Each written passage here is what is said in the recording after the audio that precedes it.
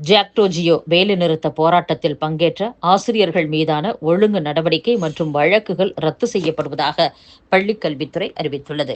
அரசு ஊழியர்கள் மற்றும் ஆசிரியர்கள் கூட்டமைப்பான ஜாக்டோ சார்பில் பல்வேறு கோரிக்கைகளை வலியுறுத்தி 2016, 2017, 2019 ஆண்டுகளில் வேலைநிறுத்த போராட்டம் நடந்தது.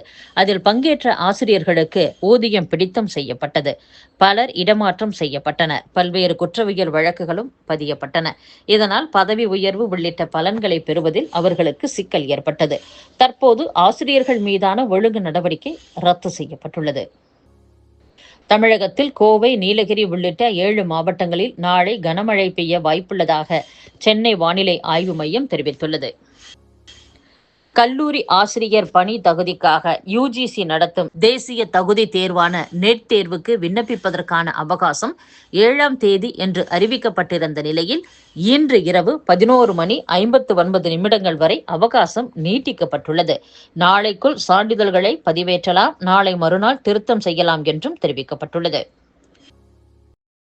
குரூப் 4 தேர்வுக்கு விண்ணப்பிக்கும் மாற்றுத்திறனாளிகள் கூடுதல் சான்றிதழ்களை பதிவேற்றம் செய்ய வேண்டாம் என்று தமிழ்நாடு அரசு பணியாளர் தேர்வாணையம் அறிவித்துள்ளது.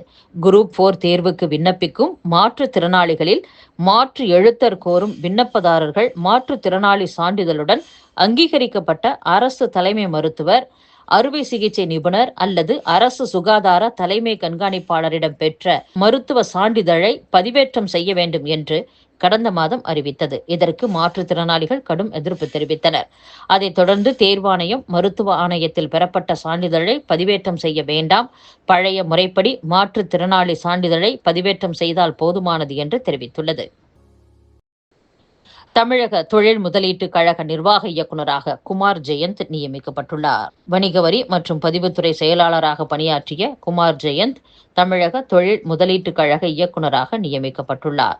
அப்பதவியில் இருந்த சாய்குமார் ஏற்கனவே பணியிடம் மாற்றம் செய்யப்பட்ட நிலையில் இவர் நியமிக்கப்பட்டுள்ளார். இதற்கான அரசாணையை தமிழக அரசின் தலைமை செயலர் முருகானந்தம் பிறப்பித்துள்ளார். பாகிஸ்தானுக்கு எதிரான போரை வலிமையாகவும் திறமையாகவும் கையாண்ட பிரதமர் நரேந்திர மோடிக்கு நன்றி என்று நடிகர் ரஜினிகாந்த் தெரிவித்துள்ளார். பாகிஸ்தான் எல்லைக்குள் சென்று அங்கிருந்த பயங்கரவாதிகள் முகாம்களை தாக்கி அழித்த இந்திய ராணுவத்திற்கு பாராட்டுக்கள்.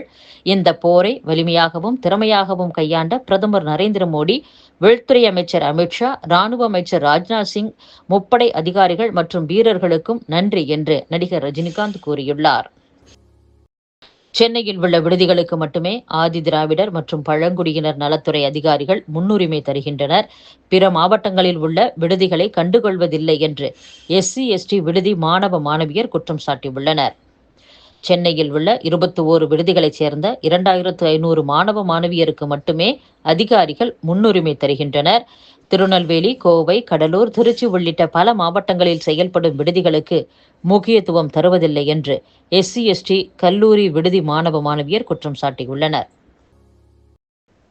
நாமக்கல் மாவட்டம் பரமத்தி வேலூர் அருகே இந்து முன்னணி மாவட்ட செயலாளரை அரிவாளால் வெட்டிவிட்டு அவரது மனைவியை மர்ம நபர்கள் கொலை செய்த சம்பவம் பரபரப்பை ஏற்படுத்தியுள்ளது. நேற்று நள்ளிரவு 11:50 மர்ம நபர்கள் சிலர் ஜெகதீசனை அரிவாளால் வெட்டிவிட்டு அவரது மனைவி கீதாவை கழுத்தை அறுத்து கொலை செய்துள்ளது தெரியவந்துள்ளது.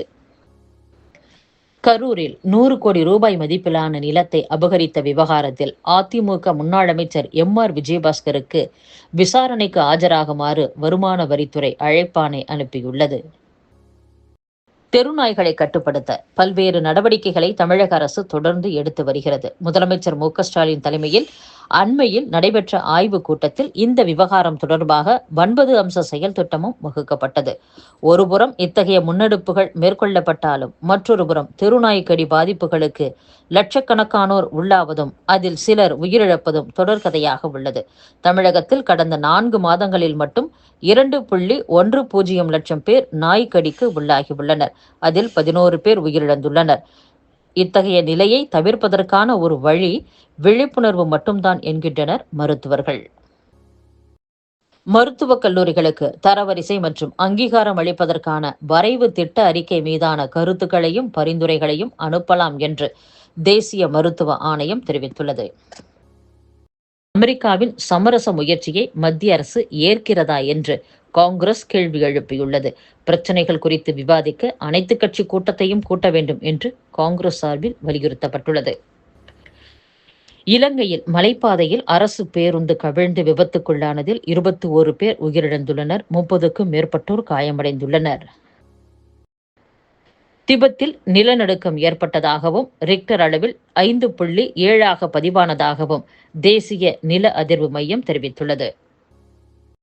இந்தியாவுடன் ஏற்பட்ட மோதலின் மூலம் பாகிஸ்தான் பாடம் கற்றிருக்கும் என்று முன்னாள் பாதுகாப்பு அதிகாரிகள் தெரிவித்துள்ளனர்.